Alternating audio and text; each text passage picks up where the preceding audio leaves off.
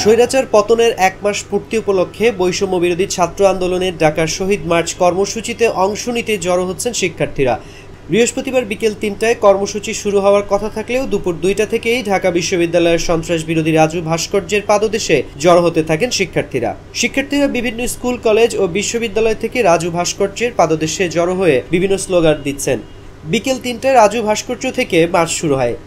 রাজু ভাস্কর্যের পাদদেশ থেকে শহীদ মার্চ শুরু হয়ে নীলক্ষেত, নিউ মার্কেট, কলাবাগান, মিরপুর সড়ক হয়ে মানিক মিয়া অ্যাভিনিউ ও সংসদ ভবনের সামনে দিয়ে ফার্মগেট, কারওয়ান বাজার, শাহবাগ হয়ে রাজু ভাস্কর্য দিয়ে কেন্দ্রীয় শহীদ মিনারে গিয়ে শেষ হবে। গতকাল বুধবার ঢাকা বিশ্ববিদ্যালয়ের টিএসসিতে এক সংবাদ সম্মেলনে এই কর্মসূচির ঘোষণা দেন আন্দোলনের সমন্বয়ক সার্জিস আলম।